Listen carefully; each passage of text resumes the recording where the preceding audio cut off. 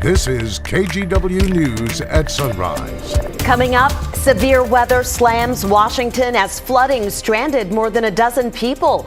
The Coast Guard pulled everyone to safety, including 4 kids.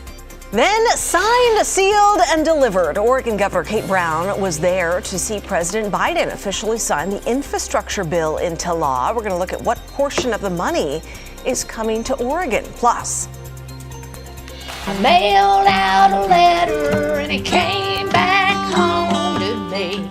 Well, I guess that's better than it getting lost in the mail. But still, we're going to hear about the 3-month adventure involving one piece of mail sent by this musical couple and how it really speaks to the overwhelming demand that the U.S. Postal Service is dealing with right now. And with those words, I just heard from my director, Byron Mingers. And you know what, Drew? This show would be a lot better if you turned your mic on.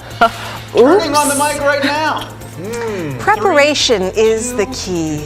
To what? Yes. Exactly. To life, yes. To the show. Now we can hear you. Good morning to you on this Tuesday. Welcome back. Well, I was going to stay Well, away things another haven't day. changed, you know? Things haven't changed. Oh my goodness gracious! Nice and quiet today. You know, Good. Oh, good. I don't need a mic then. We do have some spotty, what I'm calling spotty showers. They're more scattered right now, but mostly fizzling once they pop over the coast range. There are exceptions, some showers that are making it through the hills up in northern Clark County and up into Cowlitz County, but pretty dry between Portland and Salem. And the forecast moving forward has some sunshine in it today. Here are the early morning numbers. Haven't had a cold morning in a while. We have one this morning, 35 in Hillsborough right now. It's mostly 30s across the area, 37 out in Estacada. So a good jacket at the bus stop. What I'm calling a spotty shower chance. It kind of lingers today, but otherwise partly to mostly sunny skies, 47 at noon. The kids get out of school about 50 to 52 degrees. Rod, thank you. In Northwest Washington, flooding has forced hundreds of people from their homes, and some of them needed to be rescued. We're going to show you this video from the Coast Guard. First of all, a crew based out of Warrenton was sent to rescue 14 people up in Forks, which is on the Olympic Peninsula. They used a Jayhawk helicopter to lift those people, which included 4 kids, out of the path of those rising floodwaters. Also, Whatcom County, which is up near the border between Washington and British Columbia, is seeing some of its worst flooding in 31 years. 500 people have been forced to evacuate their homes. Several schools are also closed today, but there haven't been any reports of serious injuries. Well, look at the damage. A landslide left in Bellingham, Washington, and this morning both directions of I-5 remain closed because of it.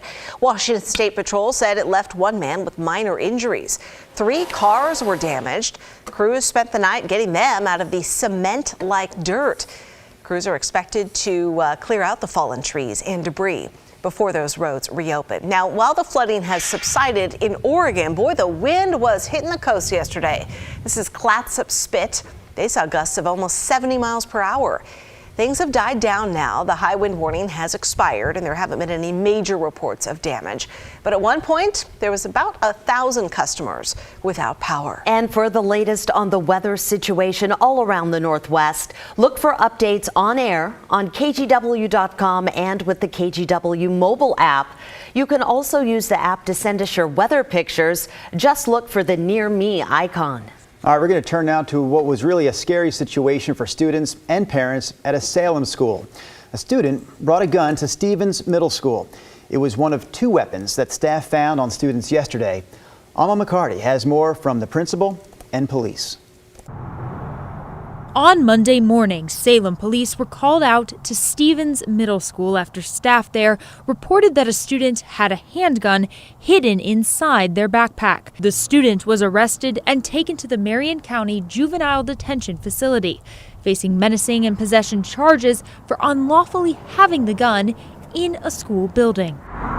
Amid the ongoing investigation, Stevens principal David Wood shared a message with families Monday afternoon. In it, he wrote, "Students witnessed and immediately reported to staff that there was a firearm at school and in the possession of a student. Additionally, a separate student was found in possession of a knife. At this time, the investigation is still ongoing. However, we do not believe this was related to a planned attack on the school." Wood went on to emphasize to parents that their students are priority number 1 and commended the students who quickly informed staff about the weapons. Finally, the principal reminded families about Safe Oregon, a program run by Oregon State Police. It's a way for people to report all kinds of threats, from bullying and harassment to suicidal thoughts to possession of a weapon, and they can stay anonymous. Again, that was Alma McCarty reporting. 3 more points to add to that story. No one was hurt. The weapons were confiscated, and the student who had the gun was detained by school staff without incident before police got there. Well, this morning we want to take some time to look at the impact of meth on Portland's streets because our colleagues on our 6 p.m. show The Story spent time with 3 recovering addicts to talk about this issue. Now, an article in The Atlantic really touched on something called the new meth. Basically, experts nationwide say there's a new version of the drug. It's cheaper, it's more lethal, and it sparks extreme psychosis immediately. Experts told us this new meth has found a home on the streets of Portland. We spoke with Kenneth, Nick, and Eddie, 3 men in recovery from meth who work cleaning up downtown Portland for Central City Concern. They spoke to us openly about their years on the streets. I mean, like I said, it had me hearing people talking that wasn't even talking, but I could hear them in my head, and they were all cops. I sat in the park for 3 hours. Afraid to move off a park bench because I thought as soon as I got up and started walking that they were going to get me. 3 weeks ago, I found an 8-ball of meth on the ground. 4 or 5 days ago, I found a 20 bag of heroin. I mean, it's here. We walk down the street and people shoot up. Yeah, we have a lot more on this on our website as well as our YouTube page. It's really well done. We're going to be following this for the next 2 nights. The Story will have more at 6 p.m. Governor Kate Brown was in Washington, D.C. as President Biden signed his $1.2 trillion infrastructure bill into law. Here's a breakdown of some of the money coming home to Oregon. The biggest chunk is $3.4 billion to upgrade roads and highways. There's $268 million for bridges, $747 million for public transportation, $52 million to build electric vehicle charging stations, $100 million dedicated to high-speed internet across the state, and $32 million to protect against wildfires. Well, following a summer of record heat and drought conditions, Oregon Congressman Earl Blumenauer is calling for more efforts to prevent weather disasters by addressing climate change. Blumenauer was just at the UN Climate Change Conference, and he outlined his plans to strengthen federal response to climate disasters like fires and heat waves.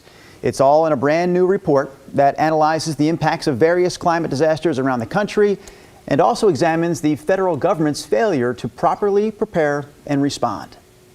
FEMA is not authorized to deal with extreme heat. This is an area where we need to adjust what we do and how we go about it. Coming up here in the next few weeks, Blumenauer plans to start introducing legislation to support his plan. All right, that is the weather setup. To weatherman Rodney Hill, back from a 4-day weekend. What do you have for us, Rod? Hey, a couple things. I gave a presentation last week outside of the walls of KGW TV. But that presentation talked about our own warming here locally. If you go back to 1970, talking about PDX specific site, the low, the high, and what's called the mean temperature have been warming pretty equally, generally speaking, just less than 2 degrees Fahrenheit. 1.8, I think, is what you come up with if you average out the winter months specifically from November through March. So just shy of 2 degrees warming since 1970. All right, rain totals. Now, this is for the entire month of November. So for Portland, 4.67, we're running well above normal, as you would imagine. 2.85 is what turned out to be our storm total from the back half of last weekend to Saturday. Seattle, 7.09, much more. Hoquiam, 10.90. Astoria, luckily, didn't have that many issues. You know, the Grays River and then the Cowlitz River up in southwest Washington tipped a little bit over flood stage, but Astoria, 9.71. And then Seattle kind of missed out. Good for you folks, right, of any issues. 4.51 inches is what you've had so far. Again, that's this entire month of November. All right, here we go. You can see kind of a quiet bowl right now. So the jet stream kind of comes down like this. So we're in this cool pocket. We have some scattered showers feeding in, but really today overall is going to be pretty quiet. Here's the radar. The coast and the coast range getting most of the scattered shower activity at this hour. Otherwise, we have partly cloudy skies to mostly clear skies inland right now and some chilly spots. Salem's currently down to 36 degrees. The forecast today, we carry a spotty shower chance, but otherwise really partly to mostly sunny skies developing. 52 the high. Patchy frost tonight. Tomorrow, sun, 50. The next weather system arrives on Thursday, 48 degrees with rain coming in, and that is your forecast. All right, Rod, thank you. Well, we've been hearing a lot about shipping delays, and as we get closer to the holidays, the Postal Service says don't procrastinate. Coming up in about 5 minutes, a look at a Portland couple's postal mishap that'll have you shaking your head and maybe getting your holiday shipping done a little sooner. Plus, there are claims spreading online that Puerto Rico has one of the highest vaccination rates of any U.S. state or territory. So is it true? Our Verified team looks into the facts after the break.